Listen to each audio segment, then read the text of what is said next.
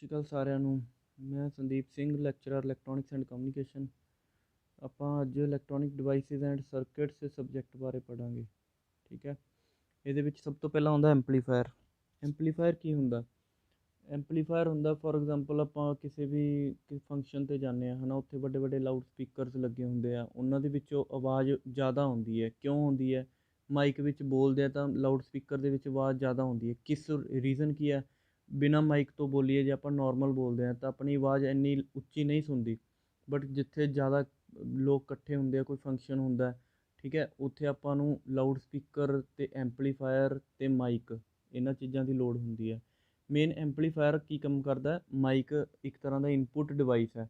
Mic ਵਿੱਚ ਬੋਲਦੇ ਹਾਂ ਆਪਾਂ, ਹੈ ਨਾ, ਉਹ ਆਵਾਜ਼ ਨੂੰ ਐਂਪਲੀਫਾਇਰ ਦੇ ਨਾਲ ਲੱਗਿਆ ਹੁੰਦਾ ਮਾਈਕ, ਠੀਕ ਹੈ। ਐਂਪਲੀਫਾਇਰ ਦੀ ਇਨਪੁਟ 'ਤੇ ਚਲਾ ਜਾਂਦਾ ਉਹ, ਠੀਕ ਹੈ। ਜੋ ਵੀ ਆਪਾਂ ਬੋਲਦੇ ਹਾਂ ਮਾਈਕ ਦੇ ਥਰੂ ਐਂਪਲੀਫਾਇਰ ਦੀ ਇਨਪੁਟ 'ਤੇ ਚਲਾ ਜਾਂਦਾ। ਮਤਲਬ ਆਪਣਾ ਵੋਇਸ ਸਿਗਨਲ ਹੈ ਜਿਹੜਾ ਆਡੀਓ ਸਿਗਨਲ ਹੈ, ਉਹ ਕਾਹਦੇ 'ਚ ਕਨਵਰਟ ਹੋ ਗਿਆ?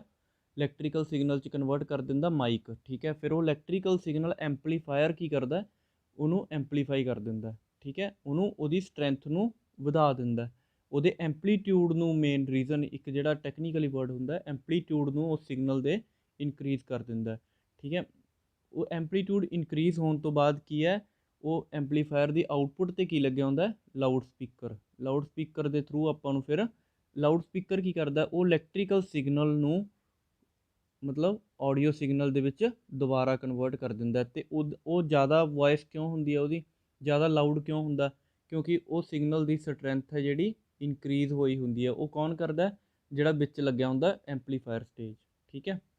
ਮੇਨ ਪ੍ਰੈਕਟੀਕਲ ਐਗਜ਼ਾਮਪਲ ਇਹ ਆ। ਹੁਣ ਐਂਪਲੀਫਾਇਰ ਵਾਸਤੇ ਆਪਾਂ ਪੜ੍ਹਦੇ ਹਾਂ ਕੀ ਹੁੰਦਾ ਹੈ।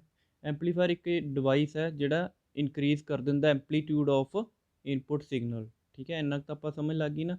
ਐਂਪਲੀਟਿਊਡ ਸਿਗਨਲ ਦਾ ਇੱਕ ਤਰ੍ਹਾਂ ਦਾ, ਫੋਰ ਐਗਜ਼ਾਮਪਲ ਤੁਹਾਨੂੰ ਮੈਂ ਇੱਥੇ ਡਰੋ ਕਰਕੇ ਦੱਸਦਾ, ਠੀਕ ਹੈ। ਆਹ ਸਿਗਨਲ ਹੈ, ਕੋਈ ਵੀ ਆਡੀਓ ਸਿਗਨਲ ਹੈ, ਸਾਈਨ ਵੇਵ ਹੁੰਦੀ ਹੈ, ਠੀਕ ਹੈ। ਇਹਦਾ ਆਹ ਵਾਲਾ ਪਾਰਟ ਹੈ, ਜਿਵੇਂ ਫੋਰ ਐਗਜ਼ਾਮਪਲ 5 ਵੋਲਟ ਲਿਖ ਦਈਏ, ਇਹ ਹੁੰਦਾ ਐਂਪਲੀਟਿਊਡ, ਠੀਕ ਹੈ। ਇਹ ਐਂਪਲੀਫਾਇਰ ਕੀ ਕਰ ਦਿੰਦਾ? ਇਹਦੇ ਵਿਚਕਾਰ ਇਸ ਐਂਪਲੀਟਿਊਡ ਨੂੰ ਇਨਕਰੀਜ਼ ਕਰ ਦਿੰਦਾ, ਠੀਕ ਹੈ।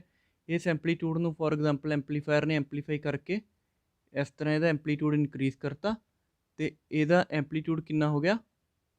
10 ਵੋਲਟ, ਠੀਕ ਹੈ। 5 ਤੋਂ 10 ਵੋਲਟ ਕੌਣ ਕਰੂਗਾ? ਐਂਪਲੀਫਾਇਰ, ਠੀਕ ਹੈ। ਨੈਕਸਟ ਪੁਆਇੰਟ ਕੀ ਹੈ? It can be of single stage amplifier and multi stage. ਹੁਣ ਤੁਸੀਂ ਸਮਝ ਸਕਦੇ ਹੋ ਸਿੰਗਲ ਸਟੇਜ ਐਂਪਲੀਫਾਇਰ ਕੀ ਕਰੂਗਾ। ਸਿੰਗਲ ਸਟੇਜ ਐਂਪਲੀਫਾਇਰ ਉਹ ਹੁੰਦਾ ਜਿਹਦੇ 'ਚ ਇੱਕ ਸਟੇਜ ਲੱਗੀ ਹੋਊਗੀ, ਜਿਹੜਾ ਕਿ ਫੋਰ ਐਗਜ਼ਾਮਪਲ ਆਪਾਂ ਨੂੰ 5 ਵੋਲਟ ਇਨਪੁਟ ਸਿਗਨਲ ਦੇਤਾ ਆਪਾਂ ਕਿਸੇ ਵੀ ਐਂਪਲੀਫਾਇਰ ਨੂੰ, ਠੀਕ ਹੈ। ਉਹਨੇ ਕੀ ਕਰਦਾ? 5 ਵੋਲਟ ਤੋਂ 10 ਵੋਲਟ ਕਰਤਾ, ਠੀਕ ਹੈ। ਉਹ ਹੋ ਗਿਆ ਸਿੰਗਲ ਸਟੇਜ ਐਂਪਲੀਫਾਇਰ ਦਾ ਕੰਮ। ਬਟ ਆਪਾਂ ਨੂੰ ਹੁਣ ਕੀ ਹੈ? 10 ਵੋਲਟ ਤੋਂ ਜ਼ਿਆਦਾ ਵੋਲਟੇਜ ਚਾਹੀਦੀ ਹੈ। ਫੋਰ ਐਗਜ਼ਾਮਪਲ ਆਪਾਂ ਨੂੰ 20 ਵੋਲਟ ਚਾਹੀਦੀ ਹੈ, ਤਾਂ ਆਪਾਂ ਕੀ ਕਰਾਂਗੇ? ਉਹੀ ਸੇਮ ਸਟੇਜ, ਠੀਕ ਹੈ, ਉਹੀ ਸੇਮ ਸਟੇਜ ਤੋਂ ਬਾਅਦ ਇੱਕ ਹੋਰ ਸਟੇਜ, ਉਸੇ ਤਰ੍ਹਾਂ ਦੀ ਸਟੇਜ ਅੱਗੇ ਕਨੈਕਟ ਕਰ ਦਾਂਗੇ। ਪਹਿਲੀ ਸਟੇਜ ਦੀ ਆਊਟਪੁੱਟ 'ਤੇ ਦੂਜੀ ਸਟੇਜ ਦੀ ਇਨਪੁੱਟ ਨੂੰ ਜੋੜ ਦਾਂਗੇ, ਠੀਕ ਹੈ। ਬਟ ਉਹਦੇ ਵਿੱਚ ਆਪਾਂ ਨੂੰ ਕੀ ਹੈ? ਉਹਨੂੰ ਜੋੜ ਤਾਂ ਦੇਵਾਂਗੇ ਪਹਿਲੇ ਦੀ ਆਊਟਪੁੱਟ ਨੂੰ ਦੂਜੇ ਦੀ ਇਨਪੁੱਟ ਨਾਲ, ਠੀਕ ਹੈ। ਬਟ ਉਹਦੇ 'ਚ ਵੀ ਨਾ, ਜਦੋਂ ਜੋੜਾਂਗੇ, ਉਹਨੂੰ ਕਨੈਕਟ ਕਰਾਂਗੇ ਪਹਿਲੀ ਸਟੇਜ ਨੂੰ ਦੂਜੀ ਸਟੇਜ ਨਾਲ, ਉਹਨੂੰ ਕਪਲਿੰਗ ਕਹਿੰਦੇ ਆ। ਜੋੜਨ ਨੂੰ ਕਪਲਿੰਗ ਕਹਿੰਦੇ ਆ, ਠੀਕ ਹੈ। ਉਹ 3 ਤਰ੍ਹਾਂ ਦੀ ਕਪਲਿੰਗ ਹੁੰਦੀ ਹੈ ਆਪਣੇ ਕੋਲੇ। ਕਿਹੜੀ ਹੁੰਦੀ ਹੈ? ਇੱਕ ਤਾਂ ਰਜਿਸਟਰ ਕਪੈਸਿਟਰ ਲਗਾ ਕੇ, ਦੂਸਰਾ ਹੈਗਾ ਟਰਾਂਸਫਾਰਮਰ ਲਗਾ ਕੇ, ਤੀਸਰਾ ਹੈਗਾ ਡਾਇਰੈਕਟ ਕਪਲਿੰਗ, ਠੀਕ ਹੈ। 3 ਤਰ੍ਹਾਂ ਦੀ ਕਪਲਿੰਗ ਯੂਜ਼ ਕਰਦੇ ਆ, ਠੀਕ ਹੈ। ਹੁਣ ਕਹਿੰਦੇ ਵੀ ਆਪਾਂ ਨੂੰ gain of single stage is not sufficient for practical application. ਕਹਿੰਦੇ ਆਪਣੇ ਕੋਲ ਸਿੰਗਲ ਸਟੇਜ ਆ ਜਿਹੜਾ ਐਂਪਲੀਫਾਇਰ, ਉਹਦਾ ਜਿਹੜਾ ਗੇਨ ਹੋਊਗਾ, ਫੋਰ ਐਗਜ਼ਾਮਪਲ 5 ਵੋਲਟ ਨੂੰ ਉਹਨੇ 10 ਕਰਤਾ, ਤਾਂ ਉਹਦਾ ਗੇਨ ਕਿੰਨਾ ਹੋ ਗਿਆ? 2, ਠੀਕ ਹੈ। ਉਹਦਾ ਗੇਨ ਹੈ, ਕਹਿੰਦੇ ਉਹ ਉਨਾ ਸਫੀਸ਼ੀਐਂਟ ਨਹੀਂ ਹੈਗਾ ਪ੍ਰੈਕਟੀਕਲ ਐਪਲੀਕੇਸ਼ਨ ਵਾਸਤੇ। ਮਤਲਬ ਆਪਣੇ ਕੋਲੇ ਕੀ ਆਪਾਂ ਨੂੰ ਚਾਹੀਦੀ ਤਾਂ 20 ਵੋਲਟ ਹੈ, ਪਰ ਉਹ ਆਪਾਂ ਨੂੰ ਆਊਟਪੁੱਟ 'ਤੇ ਪਹਿਲੀ ਸਟੇਜ ਦੇ ਕੀ ਆ ਰਿਹਾ? 10 ਵੋਲਟ, ਠੀਕ ਹੈ। ਇਸੇ ਕਰਕੇ ਆਪਾਂ ਨੂੰ ਮਲਟੀ ਸਟੇਜ ਐਂਪਲੀਫਾਇਰ ਯੂਜ਼ ਕਰਨੇ ਪੈਂਦੇ ਆ, ਠੀਕ ਹੈ। ਮਲਟੀ ਸਟੇਜ ਕੀ ਹੈ? ਉਹੀ 2 ਸਟੇਜਾਂ ਜਾਂ 3 ਸਟੇਜਾਂ ਜਾਂ 4 ਸਟੇਜਾਂ, ਆਪਾਂ ਸਟੇਜ ਤੋਂ ਬਾਅਦ ਸਟੇਜ ਕਨੈਕਟ ਕਰ ਸਕਦੇ ਹਾਂ, ਜਿਹਦੇ ਨਾਲ ਆਪਣਾ ਕੀ ਹੈ? ਵੋਲਟੇਜ ਗੇਨ ਹੈ ਇਨਕਰੀਜ਼ ਹੋ ਜਾਂਦਾ, ਠੀਕ ਹੈ। ਅਤੇ ਆਪਣੇ ਉਸ ਹਿਸਾਬ ਨਾਲ ਆਊਟਪੁੱਟ ਵੀ ਇਨਕਰੀਜ਼ ਹੋ ਜਾਂਦੀ ਹੈ। Voltage level of a signal can be increased to desired level if we use more than 1 stage, ਠੀਕ ਹੈ। ਵੋਲਟੇਜ ਲੈਵਲ ਆਪਾਂ ਸਿਗਨਲ ਦਾ ਆਪਦੇ ਡਿਜ਼ਾਇਰਡ ਲੈਵਲ ਤੱਕ ਇਨਕਰੀਜ਼ ਕਰ ਸਕਦੇ ਹਾਂ, ਉਹ ਤੋਂ ਅੱਗੇ ਇੱਕ ਤੋਂ ਇੱਕ ਸਟੇਜ ਲਗਾ ਕੇ। ਠੀਕ ਹੈ। ਹੁਣ ਆਪਾਂ ਨੂੰ ਮਲਟੀ ਸਟੇਜ ਐਂਪਲੀਫਾਇਰ ਦੀ ਲੋੜ ਕਿਉਂ ਪਈ? ਇਹ ਮੇਨ ਇਹਦਾ ਕੰਮ ਉਹੀ ਹੈ ਜਿਹੜਾ ਆਪਾਂ ਨੋਰਮਲ ਗੱਲ ਕਰ ਚੁੱਕੇ ਹਾਂ, ਠੀਕ ਹੈ। Is to raise the strength of weak signal to several volt signal, ਠੀਕ ਹੈ। ਇੱਕ ਤਾਂ ਵੀਕ ਸਿਗਨਲ ਉਹਦੀ ਸਟਰੈਂਥ ਨੂੰ ਵਧਾਉਣਾ, ਮਤਲਬ ਐਂਪਲੀਟਿਊਡ ਨੂੰ ਇਨਕਰੀਜ਼ ਕਰਨਾ, ਠੀਕ ਹੈ। Gain of single stage amplifier is not sufficient, hence 2 or more stages of amplifier are used to amplify the weak signal, ਠੀਕ ਹੈ। ਮਤਲਬ ਸਿੰਗਲ ਸਟੇਜ ਦਾ ਗੇਨ ਆਪਾਂ ਨੂੰ ਸਫੀਸ਼ੀਐਂਟ ਨਹੀਂ ਹੁੰਦਾ, ਇਸੇ ਕਰਕੇ ਆਪਾਂ ਨੂੰ 2 ਜਾਂ 2 ਤੋਂ ਜ਼ਿਆਦਾ ਸਟੇਜਾਂ ਦਾ ਯੂਜ਼ ਕਰਨਾ ਪੈਂਦਾ, ਸਟੇਜਿਸ ਦਾ, ਠੀਕ ਹੈ। Multi stage amplifier are also used in some application to improve input impedance and output impedance of circuit. ਇਹ ਆਪਾਂ ਮਤਲਬ ਇਨਪੁਟ ਇੰਪੀਡੈਂਸ ਜਿਹੜੀ ਹੁੰਦੀ ਹੈ ਸੈਕਿੰਡ ਸਟੇਜ ਦੀ, ਅਤੇ ਆਊਟਪੁੱਟ ਇੰਪੀਡੈਂਸ ਹੁੰਦੀ ਹੈ ਜਿਹੜੀ ਫਸਟ ਸਟੇਜ ਦੀ, ਇਹਨਾਂ ਨੂੰ ਮੈਚਿੰਗ ਵਾਸਤੇ ਵੀ, ਇੰਪੀਡੈਂਸ ਮੈਚਿੰਗ ਵਾਸਤੇ ਵੀ ਯੂਜ਼ ਕਰਦੇ ਹਾਂ। ਹੁਣ ਆਪਣੇ ਕੋਲ ਆ ਗਿਆ types of coupling in multi stage. ਹੁਣ ਆਪਾਂ ਪੜ੍ਹਿਆ ਤਾਂ ਸੀਗਾ ਵੀ 2 ਸਟੇਜਿਸ ਨੂੰ ਆਪਾਂ ਕਨੈਕਟ ਕਰ ਦਿੰਦੇ ਹਾਂ। ਹੁਣ ਉਹ 2 ਸਟੇਜਿਸ ਨੂੰ ਕਨੈਕਟ ਕਿਵੇਂ ਕਰਾਂਗੇ, ਮਤਲਬ ਉਹਦੇ ਵਿਚਕਾਰ ਜਿਹੜਾ ਕਪਲਿੰਗ ਡਿਵਾਈਸਿਸ ਹੁੰਦੇ ਆ ਉਹ ਕਿਹੜੇ ਯੂਜ਼ ਕਰਾਂਗੇ, ਠੀਕ ਹੈ। In multi stage amplifier output signal of proceeding stage is to be connected to input of next stage. ਇਹ ਤਾਂ ਆਪਾਂ ਨੂੰ ਪਤਾ ਹੀ ਹੈ, ਪਹਿਲੀ ਸਟੇਜ ਦੀ ਜਿਹੜੀ ਆਊਟਪੁੱਟ ਹੋਊਗੀ ਉਹਨੂੰ ਆਪਾਂ ਕਿਹਦੇ ਨਾਲ ਕਨੈਕਟ ਕਰਾਂਗੇ, ਨੈਕਸਟ ਸਟੇਜ ਦੀ ਇਨਪੁਟ ਨਾਲ, ਠੀਕ ਹੈ। ਅਤੇ ਇਹਨਾਂ ਨੂੰ ਕਨੈਕਟ ਕਿੱਦਾਂ ਕਰਨਾ, ਕਿਹੜੀਆਂ ਟੈਕਨੀਕਸ ਆ ਉਹ? ਇੱਕ ਫਸਟ ਹੈਗੀ ਆ RC ਕਪਲਿੰਗ, ਸੈਕਿੰਡ ਹੈਗੀ ਆ ਟਰਾਂਸਫਾਰਮਰ ਕਪਲਿੰਗ, ਥਰਡ ਹੈਗੀ ਆ ਡਾਇਰੈਕਟ ਕਪਲਿੰਗ। ਮਤਲਬ ਜਿੱਥੇ ਆਪਾਂ ਕੁਛ ਵੀ ਨਹੀਂ ਯੂਜ਼ ਕਰਾਂਗੇ, ਨਾ ਤਾਂ RC ਯੂਜ਼ ਕਰਾਂਗੇ ਨਾ ਟਰਾਂਸਫਾਰਮਰ ਯੂਜ਼ ਕਰਾਂਗੇ, ਉੱਥੇ ਸਿੱਧੀ ਪਹਿਲੀ ਸਟੇਜ ਦੀ ਆਊਟਪੁੱਟ ਨੂੰ ਦੂਸਰੀ ਸਟੇਜ ਦੀ ਇਨਪੁਟ ਨਾਲ ਡਾਇਰੈਕਟ ਕਨੈਕਟ ਕਰ ਦਾਂਗੇ, ਠੀਕ ਹੈ। ਥਰਡ ਟਾਈਪ ਹੈ ਡਾਇਰੈਕਟ ਕਪਲਿੰਗ। ਹੁਣ ਆਪਾਂ ਇਹਨਾਂ ਬਾਰੇ ਪੜ੍ਹਾਂਗੇ। ਸਭ ਤੋਂ ਪਹਿਲਾਂ ਆਪਾਂ RC ਕਪਲਿੰਗ ਪੜ੍ਹਾਂਗੇ, ਠੀਕ ਹੈ। 2 ਸਟੇਜ RC ਕਪਲਡ ਐਂਪਲੀਫਾਇਰ ਦਾ ਡਾਇਗਰਾਮ ਹੈ ਇਹ, ਧਿਆਨ ਨਾਲ ਦੇਖੋ, ਠੀਕ ਹੈ। ਆਪਾਂ ਹੁਣ ਮੈਂ ਤੁਹਾਨੂੰ ਡਰਾ ਕਰਕੇ ਦੱਸਦਾ, ਠੀਕ ਹੈ। ਇਹਦੀ ਫਸਟ ਸਟੇਜ ਇੱਥੋਂ ਤੱਕ ਬਣਦੀ ਹੈ, ਠੀਕ ਹੈ। This is called as the first stage of RC coupled amplifier. ਹੁਣ ਸੈਕਿੰਡ ਸਟੇਜ ਇਹਦੀ ਇੱਥੋਂ ਤੱਕ ਬਣਦੀ ਹੈ, this is called as second stage of RC coupled amplifier. ਸਮਝ ਗਏ ਨਾ ਤੁਸੀਂ ਸਾਰੇ? ਦੇਖੋ ਦੋਨੇ ਸਟੇਜਿਸ ਜੋ ਵੀ ਮੈਂ ਡਰਾ ਕੀਤੀ ਹੈ ਇਹਦੇ ਉੱਪਰ, ਦੋਨਾਂ ਨੂੰ ਕੰਪੇਅਰ ਕਰਕੇ ਦੇਖੋ, ਦੋਨੇ ਸੇਮ ਹੈ, ਠੀਕ ਹੈ। ਇਹਦੇ ਵਿੱਚ ਕੁਛ ਨਹੀਂ, ਪਹਿਲੀ ਸਟੇਜ ਦੇਖੋ, ਇਹਦੇ ਵਿੱਚ ਟਰਾਂਜ਼ਿਸਟਰ ਲੱਗਿਆ ਹੋਇਆ ਜਿਹੜਾ ਕਿ ਐਂਪਲੀਫਾਇਰ ਦਾ ਕੰਮ ਕਰਦਾ, ਠੀਕ ਹੈ। ਜਿਹੜੇ 2 ਰਜਿਸਟਰਸ ਲੱਗੇ ਨੇ R1 ਅਤੇ R2, these are used for biasing, ਠੀਕ ਹੈ। ਬਾਈਸਿੰਗ ਲਈ ਯੂਜ਼ ਕਰਦੇ ਇਹਨਾਂ ਨੂੰ ਆਪਾਂ। ਬਾਈਸਿੰਗ ਤੁਹਾਨੂੰ ਮਤਲਬ ਬੇਸਿਕਲੀ ਆਪਾਂ ਪੜ੍ਹਿਆ ਸੀਗਾ, ਠੀਕ ਹੈ, ਕਿ ਕਿਊ ਪੁਆਇੰਟ ਹੁੰਦਾ ਜਿਹੜਾ ਆਪਰੇਟਿੰਗ ਪੁਆਇੰਟ ਹੁੰਦਾ, ਉਹਨੂੰ ਐਕਟਿਵ ਰੀਜਨ 'ਚ ਰਹਿਣਾ ਜ਼ਰੂਰੀ ਹੁੰਦਾ ਜੇ transistor work as a amplifier ਕੰਮ ਕਰੇ, ਠੀਕ ਹੈ। ਇਸੇ ਕਰਕੇ ਬਾਈਸਿੰਗ ਲਈ R1 and R2, RE and CE, ਇਹ 4 ਮਤਲਬ ਜਿਹੜਾ ਐਮੀਟਰ ਰਜਿਸਟਰ, ਐਮੀਟਰ ਕਪੈਸਿਟਰ ਅਤੇ R1 ਅਤੇ R2 ਪੋਟੈਂਸ਼ੀਅਲ ਡਿਵਾਈਡਰ ਬਾਈਸਿੰਗ ਕਹਿੰਦੇ ਆ ਇਹਨੂੰ, ਠੀਕ ਹੈ। ਇਹ ਯੂਜ਼ ਕਰਦੇ ਆ ਤਾਂ ਕਿ ਕਿਊ ਪੁਆਇੰਟ ਹੈ ਜਿਹੜਾ ਆਪਣਾ ਐਕਟਿਵ ਰੀਜਨ 'ਚ ਰਵੇ, ਠੀਕ ਹੈ। ਹੁਣ ਆ ਹੈਗਾ ਇਨਪੁਟ ਸਿਗਨਲ, ਠੀਕ ਹੈ। ਇੱਥੇ ਆਪਾਂ ਇਨਪੁਟ ਅਪਲਾਈ ਕਰੀ ਹੋਈ ਹੈ। ਹੁਣ ਆਪਣੇ ਕੋਲ ਇੱਥੇ ਕੀ ਹੈ, AC ਪਲੱਸ DC, ਇਨਪੁਟ 'ਤੇ ਦੋਨੇ ਸਿਗਨਲ ਜਾਂਦੇ ਆ, ਠੀਕ ਹੈ। ਬਟ ਇਹਦੇ ਇਨਪੁਟ 'ਤੇ, ਟਰਾਂਜ਼ਿਸਟਰ ਦੇ ਇਨਪੁਟ 'ਤੇ ਜਿਹੜਾ ਬੇਸ ਟਰਮੀਨਲ ਹੈ, ਇੱਥੇ ਸਿਗਨਲ ਕਿਹੜਾ ਜਾਊਗਾ, ਸਿਰਫ AC ਸਿਗਨਲ, ਠੀਕ ਹੈ। ਲੈਟ ਮੀ ਇਰੇਜ਼, ਠੀਕ ਹੈ। ਦੇਖੋ ਆਪਾਂ ਦੁਬਾਰਾ ਡਰਾ ਕਰਦੇ ਹਾਂ, AC ਪਲੱਸ DC ਇਨਪੁਟ 'ਤੇ ਜਾਊਗਾ, ਬਟ ਇੱਥੇ ਕੀ ਜਾਊਗਾ, ਇਕੱਲਾ AC ਸਿਗਨਲ। ਕਿਉਂ? ਕਿਉਂਕਿ ਜਿਹੜਾ ਕਪੈਸਿਟਰ ਹੈ ਨਾ ਆਹ ਵਾਲਾ ਕਪੈਸਿਟਰ ਹੈ, ਠੀਕ ਹੈ, ਇਹਨੇ ਸਿਰਫ AC ਪਾਸ ਕਰਨੀ ਹੈ, ਇਹਨੇ DC ਨੂੰ ਬਲੌਕ ਕਰ ਦੇਣਾ, ਠੀਕ ਹੈ। ਅਗਰ DC ਆ ਗਈ ਨਾ ਇਨਪੁਟ 'ਤੇ ਟਰਾਂਜ਼ਿਸਟਰ ਦੇ, ਤਾਂ ਸਿਗਨਲ ਆਪਣਾ ਜਿਹੜਾ ਐਂਪਲੀਫਾਈ ਹੋਣਾ ਨਾ, ਉਹ ਐਂਪਲੀਫਾਈ ਤਾਂ ਹੋ ਜਾਊਗਾ ਬਟ ਉਹਦੇ ਵਿੱਚ ਡਿਸਟੋਰਸ਼ਨ ਆ ਜਾਊਗੀ, ਠੀਕ ਹੈ। ਇਸੇ ਕਰਕੇ ਕੀ ਆ, ਕਪੈਸਿਟਰ ਲਗਾਏ ਹੋਏ ਆ ਇਨਪੁਟ 'ਤੇ, ਫਿਰ ਜਿਹੜਾ ਆਊਟਪੁੱਟ 'ਤੇ ਕਪਲਿੰਗ ਕਪੈਸਿਟਰ ਲਗਾਇਆ ਹੋਇਆ, ਇਹਦਾ ਸੇਮ ਫੰਕਸ਼ਨ ਹੈ।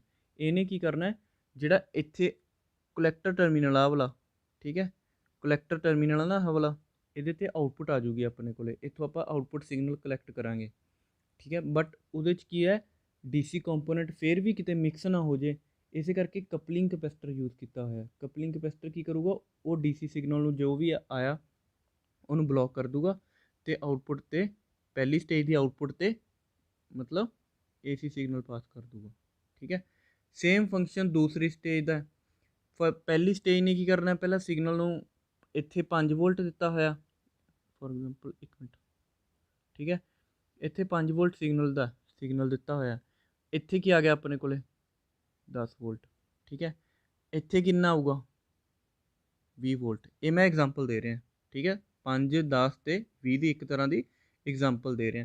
ਤਾਂ ਇਸ ਐਂਪਲੀਫਾਇਰ ਦਾ ਵੋਲਟੇਜ ਗੇਨ ਕਿੰਨਾ ਹੋਇਆ 2, ਠੀਕ ਹੈ। ਆਪਣੇ ਕੋਲੇ ਕਿੰਨਾ ਆ ਗਿਆ 10 ਵੋਲਟ, 5 ਵੋਲਟ ਆਪਾਂ ਪਹਿਲੀ ਸਟੇਜ ਤੇ ਇਨਪੁਟ ਤੇ ਦਿੱਤਾ ਸੀ। ਹੁਣ ਇਹੀ 10 ਵੋਲਟ ਅਗਲੇ ਐਂਪਲੀਫਾਇਰ ਦੀ ਇਨਪੁਟ ਤੇ ਦਿੱਤਾ, ਉਹਦਾ ਵੋਲਟੇਜ ਕਿੰਨਾ ਗੇਨ ਕਿੰਨਾ 2। ਤਾਂ ਆਪਣੇ ਕੋਲੇ ਆਊਟਪੁੱਟ ਕਿੰਨੀ ਹੋ ਗਈ 10 ਦੂਣੀ 20 ਵੋਲਟ, ਠੀਕ ਹੈ। ਸਮਝ ਲੱਗੀ ਸਾਰਿਆਂ ਨੂੰ। ਵੋਲਟੇਜ ਗੇਨ ਕੀ ਹੁੰਦਾ? ਵੋਲਟੇਜ ਗੇਨ ਹੁੰਦਾ output voltage divided by input voltage. ਹੁਣ ਦੇਖੋ ਪਹਿਲੇ ਸਟੇਜ ਦੀ ਆਊਟਪੁੱਟ ਕਿੰਨੀ ਹੈ 10 ਵੋਲਟ, ਪਹਿਲੀ ਸਟੇਜ ਦੀ ਇਨਪੁਟ ਕਿੰਨੀ ਹੈ 5 ਵੋਲਟ, ਤਾਂ 10/5 ਕਿੰਨਾ ਹੋ ਗਿਆ 2। ਤਾਂ ਉਹ ਕਿੰਨਾ ਗੇਨ ਕੀ ਹੋ ਗਿਆ ਪਹਿਲੀ ਸਟੇਜ ਦਾ 2 ਵੋਲਟ, ਠੀਕ ਹੈ। ਤੇ ਹੁਣ ਸੈਕਿੰਡ ਸਟੇਜ ਦੀ ਆਊਟਪੁੱਟ ਕਿੰਨੀ ਹੈ 20 ਵੋਲਟ, ਸੈਕਿੰਡ ਸਟੇਜ ਦੀ ਇਨਪੁਟ ਕਿੰਨੀ ਹੈ 10 ਵੋਲਟ, ਤਾਂ 20/10 ਗੇਨ ਕਿੰਨਾ ਹੋਇਆ ਸੈਕਿੰਡ ਸਟੇਜ ਦਾ 2 ਵੋਲਟ, ਠੀਕ ਹੈ। ਓਕੇ ਚਲੋ ਆਪਾਂ ਹੁਣ ਨੈਕਸਟ ਚੱਲਦੇ ਹਾਂ। ਨੈਕਸਟ ਸਲਾਈਡ 'ਤੇ ਹੋ ਗਿਆ diagram of 2 stage RC coupled amplifier. ਹੁਣ ਆਪਾਂ ਇਹਦੀ ਕੰਸਟਰਕਸ਼ਨ ਬਾਰੇ ਪੜ੍ਹਾਂਗੇ। ਵੈਸੇ ਤਾਂ ਆਲਰੇਡੀ ਮੈਂ ਤੁਹਾਨੂੰ ਐਕਸਪਲੇਨ ਕਰ ਚੁੱਕਿਆ ਕੰਸਟਰਕਸ਼ਨ 'ਚ ਕੀ ਕੁਛ ਲੱਗਿਆ ਹੁੰਦਾ ਇਹਦੇ 'ਚ, ਠੀਕ ਹੈ। 2 stage amplifier circuit has 2 transistor, 2 transistor ਹੈਗੇ ਆਪਣੇ ਕੋਲੇ, ਠੀਕ ਹੈ, ਜਿਹੜੇ ਕਿ ਕਿਹੜੇ ਕਨਫੀਗਰੇਸ਼ਨ ਦੇ ਵਿੱਚ ਲੱਗੇ ਹੋਣਗੇ ਕਾਮਨ ਇਮੀਟਰ ਕਨਫੀਗਰੇਸ਼ਨ ਦੇ ਵਿੱਚ ਲੱਗੇ ਹੋਏ ਨੇ। ਕਾਮਨ ਇਮੀਟਰ ਸਮਝ ਰਹੇ ਹੋ ਤੁਸੀਂ ਕੀ ਹੁੰਦਾ? ਕਾਮਨ ਇਮੀਟਰ ਹੁੰਦਾ, ਦੇਖੋ ਇਨਪੁਟ ਆਪਾਂ ਕਿੱਥੇ ਕਿੱਥੇ ਅਪਲਾਈ ਕੀਤੀ ਹੋਈ ਹੈ ਬੇਸ ਟਰਮੀਨਲ ਤੇ ਐਂਡ ਇਮੀਟਰ ਟਰਮੀਨਲ ਤੇ, ਠੀਕ ਹੈ। ਆਊਟਪੁੱਟ ਕਿੱਥੋਂ ਕਿੱਥੋਂ ਲੈ ਰਹੇ ਹਾਂ ਕਲੈਕਟਰ ਟਰਮੀਨਲ ਤੇ ਐਂਡ ਇਮੀਟਰ ਟਰਮੀਨਲ ਤੇ, ਇਸ ਤੇ, ਠੀਕ ਹੈ। ਹੁਣ ਇਨਪੁੱਟ ਆਪਾਂ ਬੇਸ ਮੀਟਰ ਤੇ ਅਪਲਾਈ ਕੀਤੀ ਹੈ, ਆਊਟਪੁੱਟ ਆਪਾਂ ਕਲੈਕਟਰ ਮੀਟਰ ਤੋਂ ਲੈ ਰਹੇ ਹਾਂ। ਤਾਂ ਆਪਣੇ ਕੋਲ ਇਹਨਾਂ 'ਚ ਕਾਮਨ ਕੀ ਚੀਜ਼ ਹੋ ਗਿਆ ਇਮੀਟਰ ਟਰਮੀਨਲ ਨਾ, ਠੀਕ ਹੈ। ਜਿਹੜਾ ਟਰਾਂਜ਼ਿਸਟਰ ਦਾ ਜਿੱਥੇ ਤੀਰ ਲੱਗਿਆ ਹੋਇਆ ਨਾ ਇਹ ਇਮੀਟਰ ਟਰਮੀਨਲ ਹੁੰਦਾ, ਠੀਕ ਹੈ। ਹੁਣ ਮਤਲਬ ਇਸੇ ਕਰਕੇ ਇਹਨੂੰ ਕਾਮਨ ਇਮੀਟਰ ਕਨਫੀਗਰੇਸ਼ਨ ਕਹਿੰਦੇ ਆ। ਸਿੰਪਲ ਹੈ, ਸਮਝ ਆ ਗਈ। ਹੁਣ ਆਪਾਂ ਪੜ੍ਹਨਾ ਹੈ ਮਤਲਬ ਇਹ ਕਾਮਨ ਇਮੀਟਰ ਕਨਫੀਗਰੇਸ਼ਨ ਦੇ ਵਿੱਚ ਕਨੈਕਟਡ ਹੁੰਦੇ ਤੇ ਕਾਮਨ ਪਾਵਰ ਸਪਲਾਈ ਦਿੱਤੀ ਹੁੰਦੀ ਹੈ, ਠੀਕ ਹੈ। VCC ਯੂਜ਼ ਕੀਤੀ ਹੋਈ ਆਪਾਂ ਸਰਕਟ ਦੇ ਵਿੱਚ, ਆ ਦੇਖੋ ਉੱਪਰ, ਠੀਕ ਹੈ। This is called as power supply. 12 volt ਦੀ VCC ਸਪਲਾਈ ਦੇ ਦਿੰਦੇ ਆਪਾਂ ਇਹਨੂੰ, ਠੀਕ ਹੈ। ਹੁਣ ਦੇਖੋ potential divider network R1 and R2 and resistor RE form ਦਾ ਬਾਈਸਿੰਗ ਐਂਡ ਸਟੇਬਲਾਈਜੇਸ਼ਨ ਨੈਟਵਰਕ। ਇਹਨੇ ਬਾਈਸਿੰਗ ਪ੍ਰੋਵਾਈਡ ਕਰਤੀ R1 ਐਂਡ R2 ਨੇ ਐਂਡ ਰਜਿਸਟਰ RE ਨੇ। The emitter bypass capacitor CE offer a low reactance path to the signal, ठीक है। emitter bypass capacitor ਜਿਹੜਾ ਆ CE ਹੈ ਇਹਨੇ ਕੀ ਕੀਤਾ low reactance path ਦੇਤਾ ਸਿਗਨਲ ਨੂੰ, ਠੀਕ ਹੈ। ਮਤਲਬ ਸਿਗਨਲ ਬਾਈਪਾਸ ਹੋ ਜੇ CE ਕਪੈਸਿਟਰ ਦੇ ਥਰੂ। ਇਹ ਆਪਾਂ ਜਦੋਂ ਸਮੋਲ ਸਿਗਨਲ ਮਾਡਲ ਪੜ੍ਹਦੇ ਆ ਨਾ ਉਹਦੇ 'ਚ ਕੰਮ ਆਉਂਦਾ ਟਰਾਂਜ਼ਿਸਟਰ ਦਾ, ਠੀਕ ਹੈ। ਹੁਣ ਅੱਗੇ ਹੈਗਾ register RL is used as load impedance। ਆਪਾਂ ਦੇਖ ਲੈਂਦੇ ਹਾਂ ਦਿਸ ਰਜਿਸਟਰ RL, ਠੀਕ ਹੈ। ਇਹਨੂੰ ਆਪਾਂ ਕੀ ਯੂਜ਼ ਕਰਦੇ ਹਾਂ as a load resistor, load impedance, ਠੀਕ ਹੈ। ਲੋਡ ਇੰਪੀਡੈਂਸ ਮਤਲਬ ਜਿੱਥੋਂ ਆਪਾਂ ਆਊਟਪੁੱਟ ਲੈਣੀ ਹੁੰਦੀ ਹੈ ਉਹਨੂੰ ਆਪਾਂ ਲੋਡ ਇੰਪੀਡੈਂਸ ਕਹਿੰਦੇ ਹਾਂ, ਠੀਕ ਹੈ। ਲੋਡਿੰਗ ਰਜਿਸਟਰ ਵੀ ਕਹਿ ਦਿੰਦੇ ਹਾਂ ਇਹਨੂੰ। ਜਿੱਥੇ ਮਤਲਬ ਸਮਝ ਗਏ ਤੁਸੀਂ ਨਾ, ਮਤਲਬ ਜਿੱਥੇ ਆਪਾਂ ਨੂੰ ਆਊਟਪੁੱਟ ਲੈਣੀ ਹੈ ਜਾਂ ਲੋਡ ਲੈਣਾ ਹੈ ਉਹਨੂੰ ਆਪਾਂ ਲੋਡ ਇੰਪੀਡੈਂਸ ਕਹਿ ਦਿੰਦੇ ਹਾਂ। ਹੁਣ input capacitor Cin present at the initial stage of amplifier coupled AC signal to base of transistor, ਠੀਕ ਹੈ। ਜਿਹੜਾ ਇਨਪੁਟ ਕਪੈਸਿਟਰ Cin ਹੈ ਆਹ ਵਾਲਾ, ਇਹ ਕੀ ਕਰਦਾ AC ਨੂੰ ਕਪਲ ਕਰਦਾ ਇਨਪੁਟ ਤੋਂ AC ਨੂੰ ਟਰਾਂਜ਼ਿਸਟਰ ਦੇ ਆ ਬੇਸ ਟਰਮੀਨਲ 'ਤੇ ਭੇਜ ਦਿੰਦਾ, ਠੀਕ ਹੈ। ਤੇ the capacitor CC is the coupling capacitor that connects two stages and prevent DC interference between stages and control the shift of operating point। ਦੇਖੋ ਜਿਹੜਾ ਕਪੈਸਿਟਰ CC ਹੈ, CC ਦਾ ਕੰਮ ਕੀ ਹੈ, ਇੱਕ ਤਾਂ ਇਹਨੇ ਪਹਿਲੀ ਸਟੇਜ ਦੀ ਆਊਟਪੁੱਟ ਨੂੰ ਦੂਜੀ ਸਟੇਜ ਦੀ ਇਨਪੁੱਟ ਨਾਲ ਕਪਲ ਕਰਨਾ, ਠੀਕ ਹੈ, ਇੱਧਰ ਨੂੰ ਕਪਲ ਹੋ ਗਿਆ। ਦੂਸਰਾ ਕੰਮ ਕੀ ਹੈ, ਇਹਨੇ DC ਬਲੌਕ ਕਰਨਾ, DC ਸਿਗਨਲ ਨੂੰ ਕੀ ਕਰਨਾ ਪਾਸ ਨਹੀਂ ਹੋਣ ਦੇਣਾ। ਸਿੰਪਲ ਹੈ, ਠੀਕ ਹੈ। ਤੇ ਤੀਸਰਾ ਕੰਮ ਕੀ ਹੈ, ਇਹਨੇ ਕਿਊ ਪੁਆਇੰਟ ਨੂੰ, ਆਪਰੇਟਿੰਗ ਪੁਆਇੰਟ ਨੂੰ ਕਿਊ ਪੁਆਇੰਟ ਵੀ ਕਹਿੰਦੇ ਆ, ਉਹਨੂੰ ਸ਼ਿਫਟ ਹੋਣ ਤੋਂ ਕੰਟਰੋਲ ਕਰਨਾ। ਠੀਕ ਹੈ, ਹੁਣ ਆਪਣੇ ਕੋਲੇ ਆਪਰੇਸ਼ਨ ਹੈ। ਆਪਰੇਸ਼ਨ ਤੁਹਾਨੂੰ ਦੱਸ ਹੀ ਦਿੱਤਾ, ਜਦੋਂ ਆਪਾਂ ਕੋਈ ਵੀ ਏਸੀ ਇਨਪੁਟ ਸਿਗਨਲ ਅਪਲਾਈ ਕਰਦੇ ਹਾਂ ਬੇਸ ਆਫ ਫਸਟ ਟਰਾਂਜ਼ਿਸਟਰ, ਪਹਿਲਾ ਟਰਾਂਜ਼ਿਸਟਰ ਨਾ ਪਹਿਲੀ ਸਟੇਜ ਦਾ, ਉਹਦੇ ਬੇਸ 'ਤੇ ਜਦੋਂ ਆਪਾਂ ਏਸੀ ਸਿਗਨਲ ਅਪਲਾਈ ਕਰਦੇ ਹਾਂ ਤਾਂ ਸਭ ਤੋਂ ਪਹਿਲਾਂ ਕੀ ਲੱਗਿਆ ਹੋਇਆ, ਕਪੈਸਿਟਰ ਲੱਗਿਆ ਹੋਇਆ ਸੀ ਇਨ, ਜਿਹੜਾ ਕੀ ਕਰੂਗਾ, ਬਲੌਕ ਕਰੂਗਾ ਡੀਸੀ ਕੰਪੋਨੈਂਟ ਨੂੰ for input signal and pass entire AC part two the input of the amplifier. ਤੇ ਇਨਪੁਟ ਸਿਗਨਲ ਦਾ ਜਿਹੜਾ ਏਸੀ ਪਾਰਟ ਹੋਊਗਾ ਨਾ, ਉਹਨੂੰ ਐਂਪਲੀਫਾਇਰ ਦੀ ਇਨਪੁਟ 'ਤੇ ਪਾਸ ਕਰ ਦੂਗਾ, ਮਤਲਬ ਬੇਸ ਟਰਮੀਨਲ 'ਤੇ ਪਾਸ ਕਰ ਦੂਗਾ। ਠੀਕ ਹੈ, ਸੈਕਿੰਡ ਪੁਆਇੰਟ ਕੀ ਹੈ, ਸਿਗਨਲ ਗੈਟਸ ਐਂਪਲੀਫਾਈਡ। ਫਿਰ ਉਹ ਫਸਟ ਟਰਾਂਜ਼ਿਸਟਰ ਕੀ ਕਰੂਗਾ, ਸਿਗਨਲ ਨੂੰ ਐਂਪਲੀਫਾਈ ਕਰ ਦੂਗਾ ਐਂਡ ਉਹ ਐਂਪਲੀਫਾਈ ਹੋਣ ਤੋਂ ਬਾਅਦ ਜਿਹੜਾ ਸਿਗਨਲ ਆ ਉਹ ਅਪੀਅਰ ਕਿੱਥੇ ਹੋਊਗਾ, ਸ਼ੋ ਕਿੱਥੇ ਹੋਊਗਾ, ਕਲੈਕਟਰ ਲੋਡ ਰਜਿਸਟਰ 'ਤੇ। ਠੀਕ ਹੈ, ਕਲੈਕਟਰ ਟਰਮੀਨਲ 'ਤੇ ਟਰਾਂਜ਼ਿਸਟਰ ਦੇ, which is then passed through coupling capacitor C to the next stage. ਫਿਰ ਉੱਥੋਂ ਸਿਗਨਲ ਜਿਹੜਾ ਪਹਿਲੀ ਸਟੇਜ ਦੀ ਆਊਟਪੁੱਟ ਤੋਂ ਦੂਜੀ ਸਟੇਜ ਦੀ ਇਨਪੁਟ 'ਤੇ ਚਲਾ ਜਾਊਗਾ, ਕਾਦੇ ਥਰੂ, ਕਪਲਿੰਗ ਕਪੈਸਿਟਰ ਥਰੂ। ਠੀਕ ਹੈ, ਸਮਝ ਆ ਗਈ, ਕਪਲਿੰਗ ਕਪੈਸਿਟਰ ਦੇ ਥਰੂ ਪਾਸ ਹੋ ਜਾਊਗਾ। This becomes the input of the next stage. ਠੀਕ ਹੈ, ਹੁਣ ਪਹਿਲੀ ਸਟੇਜ ਦੀ ਆਊਟਪੁੱਟ ਬਣ ਗਈ ਜਿਹੜੀ, ਉਹ ਇਨਪੁਟ ਬਣ ਜੂਗੀ ਨੈਕਸਟ ਸਟੇਜ ਦੀ। whose amplified output again appear across its collector load। ਫਿਰ ਨੈਕਸਟ ਸਟੇਜ ਕੀ ਕਰੂਗਾ, ਟਰਾਂਜ਼ਿਸਟਰ ਸੇਮ ਐਂਪਲੀਫਾਈ ਕਰ ਦੂਗਾ, ਉਹ ਐਂਪਲੀਫਾਈਡ ਆਊਟਪੁੱਟ ਕਿੱਥੇ ਸ਼ੋ ਹੋਊਗੀ ਆਪਾਂ ਨੂੰ, ਕਲੈਕਟਰ ਲੋਡ ਟਰਮੀਨਲ 'ਤੇ। ਠੀਕ ਹੈ, ਸੈਕਿੰਡ ਸਟੇਜ ਦੇ। Thus the signal is amplified in stage by stage action. ਇਸੇ ਕਰਕੇ ਆਪਣੇ ਕੋਲ ਸਿਗਨਲ ਜਿਹੜਾ ਉਹ ਐਂਪਲੀਫਾਈ ਹੋ ਜਾਊਗਾ ਸਟੇਜ ਬਾਏ ਸਟੇਜ। ਠੀਕ ਹੈ, ਹੁਣ ਕਪੈਸਿਟਰ ਸੀ ਦਾ ਕੰਮ ਕੀ ਹੈ, ਜਿਹੜਾ ਕਪਲਿੰਗ ਕਪੈਸਿਟਰ ਹੈ ਉਹਦੇ ਦੋ ਕੰਮ ਹੈ, ਇੱਕ ਤਾਂ ਇਹ ਬਲੌਕ ਕਰਨਾ, it block the DC component, thereby DC current will not reach from output of first stage to the next stage. ਠੀਕ ਹੈ, ਮਤਲਬ ਆਪਣਾ ਡੀਸੀ ਕਰੰਟ ਹੈ ਜਿਹੜਾ ਉਹ ਪਹਿਲੀ ਸਟੇਜ ਦੀ ਆਊਟਪੁੱਟ ਤੋਂ ਦੂਸਰੀ ਸਟੇਜ ਦੀ ਇਨਪੁੱਟ 'ਤੇ ਨਾ ਚਲਾ ਜਾਵੇ, ਤਾਂ ਕਰਕੇ ਆਪਾਂ ਇਹਨੂੰ ਬਲੌਕ ਕਰ ਦੂਗਾ ਕਪੈਸਿਟਰ ਸੀ ਕਪਲਿੰਗ ਕਪੈਸਿਟਰ। ਠੀਕ ਹੈ, ਦੂਸਰਾ ਕੀ ਹੈ ਕੰਮ, ਇਹਦਾ ਫੰਕਸ਼ਨ, ਇਹ ਕਪਲ ਕਰੂਗਾ ਇੰਟਾਇਰ એનર્ਜੀ, ਮਤਲਬ ਪਹਿਲੀ ਸਟੇਜ ਦੀ ਆਊਟਪੁੱਟ ਦਾ ਜਿਹੜਾ ਸਿਗਨਲ ਹੈ ਆਊਟਪੁੱਟ 'ਤੇ ਆਊਗਾ, ਉਹਨੂੰ ਦੂਜੀ ਸਟੇਜ 'ਤੇ ਭੇਜੂਗਾ ਵੀ ਇਹੀ, ਇਹਦੇ ਥਰੂ ਹੀ ਜਾਊਗਾ ਨਾ ਸਿਗਨਲ, ਕਪਲਿੰਗ ਕਪੈਸਿਟਰ ਥਰੂ। ਇੱਕ ਵਾਰ ਆਪਾਂ ਡਾਇਗਰਾਮ ਦੁਬਾਰਾ ਦੇਖਦੇ ਹਾਂ। ਠੀਕ ਹੈ, ਆਹ ਦੇਖੋ ਕਪਲਿੰਗ ਕਪੈਸਿਟਰ ਦਾ ਕੰਮ ਕੀ ਹੈ। ਠੀਕ ਹੈ, ਮਤਲਬ ਇਹਨੇ ਕੀ ਕਰਨਾ, ਇੱਥੋਂ ਇੱਕ ਤਾਂ ਸਿਗਨਲ ਨੂੰ ਪਾਸ ਕਰਨਾ ਦੂਸਰੀ ਸਟੇਜ 'ਚ। ਠੀਕ ਹੈ, ਇੱਕ ਇਹਨੇ ਇੱਥੇ ਕੋਈ ਵੀ ਏਸੀ, ਮਤਲਬ ਜੇ ਬਾਈ ਚਾਂਸ ਡੀਸੀ ਸਿਗਨਲ ਆ ਗਿਆ ਇੱਥੇ ਪਹਿਲੀ ਸਟੇਜ ਦੀ ਆਊਟਪੁੱਟ 'ਤੇ, ਤਾਂ ਮਤਲਬ ਪਲੱਸ ਏਸੀ ਹੋ ਗਿਆ, ਡੀਸੀ ਪਲੱਸ ਏਸੀ ਹੋ ਗਿਆ, ਤਾਂ ਇਹਨੇ ਕੀ ਕਰਨਾ, ਸਿਰਫ ਏਸੀ ਪਾਸ ਕਰ ਦੇਣਾ। ਠੀਕ ਹੈ, ਸਮਝ ਗਏ ਨਾ, ਸਿੰਪਲ ਜੀ ਹੈ ਗੱਲ ਹੈ। ਹੁਣ ਆਪਰੇਸ਼ਨ ਹੋ ਗਿਆ, ਹੁਣ ਆਪਾਂ ਪੜਾਂਗੇ ਐਡਵਾਂਟੇਜਸ ਕੀ ਹੁੰਦੀਆਂ। ਐਡਵਾਂਟੇਜ ਹੁੰਦਾ ਇਹਦਾ ਫ੍ਰੀਕੁਐਂਸੀ ਰਿਸਪੌਂਸ ਹੁੰਦਾ ਜਿਹੜਾ ਉਹ ਵਾਈਡ ਹੁੰਦਾ। ਠੀਕ ਹੈ, ਫੋਰ ਐਗਜ਼ਾਮਪਲ ਇਹਦਾ ਇਸ ਤਰ੍ਹਾਂ ਫ੍ਰੀਕੁਐਂਸੀ ਰਿਸਪੌਂਸ ਦਾ ਡਾਇਗਰਾਮ ਹੁੰਦਾ। ਠੀਕ ਹੈ, ਇੱਧਰ ਹੁੰਦਾ ਵੋਲਟੇਜ ਗੇਨ ਆਪਣੇ ਕੋਲੇ, ਇੱਧਰ ਹੁੰਦੀ ਹੈ ਫ੍ਰੀਕੁਐਂਸੀ। ਠੀਕ ਹੈ, ਹੁਣ ਆਹ ਇਹਦਾ ਫ੍ਰੀਕੁਐਂਸੀ ਰਿਸਪੌਂਸ ਕਰਵ ਹੁੰਦਾ। ਠੀਕ ਹੈ, ਇਹਨੂੰ ਕਹਿੰਦੇ ਆ ਬੈਂਡ ਵਿਡਥ। ਠੀਕ ਹੈ, ਫਲੈਟ ਹੁੰਦਾ ਇਹਦਾ ਫ੍ਰੀਕੁਐਂਸੀ ਰਿਸਪੌਂਸ, ਮਤਲਬ ਕੀ ਹੈ, ਇਹਦੇ 'ਚ ਮੈਕਸੀਮਮ ਸਿਗਨਲ ਆਪਣਾ ਐਂਪਲੀਫਾਈ ਹੋ ਜਾਊਗਾ ਅਤੇ ਡਿਸਟੋਰਸ਼ਨ ਜਿਹੜੀ ਹੋਊਗੀ ਉਹ ਘੱਟ ਹੋਊਗੀ। ਠੀਕ ਹੈ, ਦੂਸਰਾ ਪੁਆਇੰਟ ਕੀ ਹੈ, ਇਹਦੀ ਕੋਸਟ ਲੋ ਹੋਊਗੀ। ਕਿਉਂ ਹੋਊਗੀ, ਕਿਉਂਕਿ ਇਹਦੇ 'ਚ ਇਕੱਲੇ ਰਜਿਸਟਰ ਅਤੇ ਕਪੈਸਿਟਰ ਯੂਜ਼ ਕਰਦੇ ਹਾਂ ਆਪਾਂ। ਥਰਡ ਕੀ ਹੈ, ਸਰਕਿਟ ਹੈ ਜਿਹੜਾ ਉਹ ਕੰਪੈਕਟ ਹੋਊਗਾ, ਮਤਲਬ ਸਰਕਿਟ ਜਿਹੜਾ ਛੋਟਾ ਹੋਊਗਾ। ਠੀਕ ਹੈ, ਕੰਪੈਕਟ ਮਤਲਬ ਸਾਈਜ਼ ਉਹਦਾ ਛੋਟਾ ਹੋਊਗਾ। ਠੀਕ ਹੈ, ਚਲੋ ਨੈਕਸਟ ਚੱਲਦੇ ਹਾਂ। ਡਿਸਐਡਵਾਂਟੇਜ ਕੀ ਹੈ, ਇਹਦਾ ਜਿਹੜਾ low voltage and low power gain, RC coupled amplifier ਦਾ ਜਿਹੜਾ ਵੋਲਟੇਜ ਗੇਨ ਹੋਊਗਾ ਅਤੇ ਪਾਵਰ ਗੇਨ ਹੋਊਗਾ ਉਹ ਘੱਟ ਹੋਊਗਾ। ਠੀਕ ਹੈ, ਦੇ ਬਿਕਮ ਨੋਇਸੀ ਵਿਦ ਏਜ, ਜਿਵੇਂ ਜਿਵੇਂ ਇਹਨਾਂ ਦੀ ਏਜ ਹੁੰਦੀ ਜਾਊਗੀ ਐਂਪਲੀਫਾਇਰ ਦੀ, ਤਾਂ ਇਹ ਨੋਇਸੀ ਹੁੰਦੇ ਜਾਣਗੇ, ਇਹਦੀ ਡਰੋਬੈਕ ਹੈ ਇਹ। ਥਰਡ ਪੁਆਇੰਟ ਕੀ ਹੈ, ਇੰਪੀਡੈਂਸ ਮੈਚਿੰਗ ਇਜ਼ ਪੂਅਰ। ਇੰਪੀਡੈਂਸ ਮੈਚਿੰਗ ਸਮਝਦੇ ਹੋ ਤੁਸੀਂ, ਮਤਲਬ ਪਹਿਲੀ ਸਟੇਜ ਦੀ ਆਊਟਪੁੱਟ ਤੋਂ ਸਿਗਨਲ ਦੂਜੀ ਸਟੇਜ ਦੀ ਇਨਪੁੱਟ 'ਤੇ ਜਾਂਦਾ ਨਾ ਜਦੋਂ, ਠੀਕ ਹੈ, ਉਹ ਸਿਗਨਲ ਨੂੰ ਪਹਿਲੀ ਸਟੇਜ ਦੀ ਆਊਟਪੁੱਟ 'ਤੇ ਜਿੰਨਾ ਸਿਗਨਲ ਆਇਆ ਉਹ ਪੂਰੇ ਦਾ ਪੂਰਾ ਦੂਜੀ ਸਟੇਜ ਦੀ ਇਨਪੁੱਟ 'ਤੇ ਜਾਣਾ ਚਾਹੀਦਾ। ਠੀਕ ਹੈ, ਉਸ ਚੀਜ਼ ਨੂੰ ਕਹਿੰਦੇ ਇੰਪੀਡੈਂਸ ਮੈਚਿੰਗ ਪਰਫੈਕਟ ਹੈ।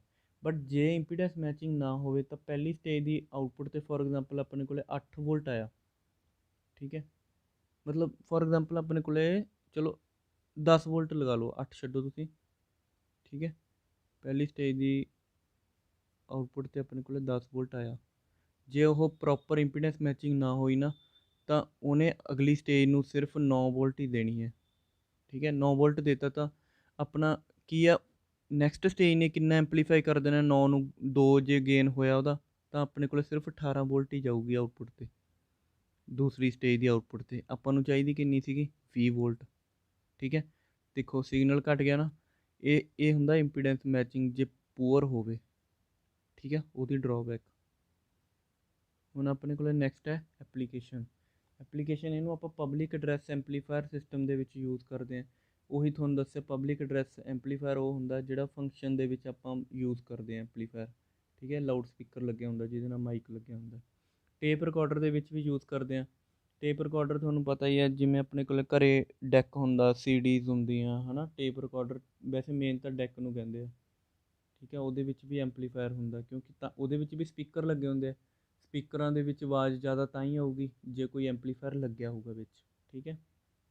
ਬਸ ਉਹ ਕੀ ਕਰਦਾ, ਟੇਪ ਰਿਕਾਰਡਰ ਰਿਕਾਰਡਿੰਗ ਨੂੰ ਪਲੇ ਕਰਦਾ, ਫ਼ਰਕ ਇੰਨਾ ਹੁੰਦਾ। ਅਤੇ ਜਿਹੜਾ ਪਬਲਿਕ ਐਡਰੈਸ ਸਿਸਟਮ ਹੁੰਦਾ ਉਹਦੇ 'ਚ ਮਾਈਕ ਲੱਗਿਆ ਹੁੰਦਾ, ਉਹਦੇ 'ਚ ਆਪਾਂ ਬੋਲਦੇ ਹਾਂ ਉਹਨੂੰ ਐਂਪਲੀਫਾਈ ਕਰਦਾ।